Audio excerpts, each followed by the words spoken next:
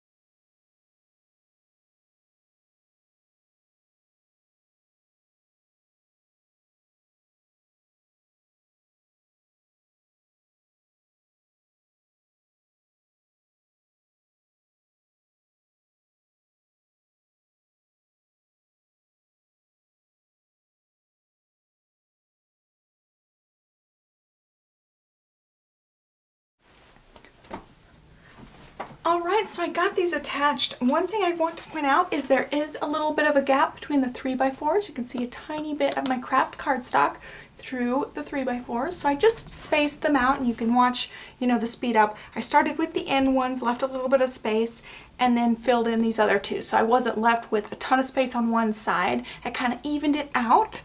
And also I want to note, there is some space here and there between pictures, but I really, really love how this is done. I decided to just use, you know, plain craft cardstock here instead of attaching it directly to the back of my 12 by 12. I just thought that that would be easier, and that way I didn't have to worry about messing up what I had already made, just in case. And also, the last thing I want to point out is I went and I flipped them around and burnished the tape runner and activated the glue by rubbing over it and just heating it a little bit with the friction, so that way everything will stay securely attached.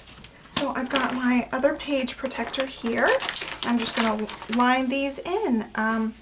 Since this is the back side, I'm going to have it going in like so. Make sure nothing catches.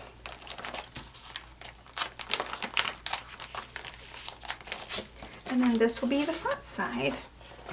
That way my two 12 by 12s will be on the same layout. So let's go ahead and stick it in the book and check out how it looks. I'm really excited to do this, have everything side by side.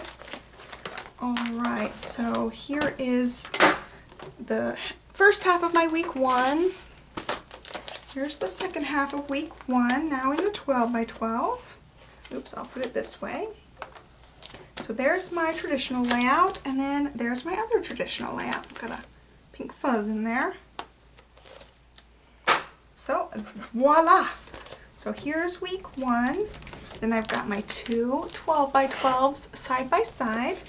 And then there's my week 2. I just love how it works like that. It's in the page protector, and I love that this is super duper sturdy, whereas sometimes these can be all floppy and wimpy.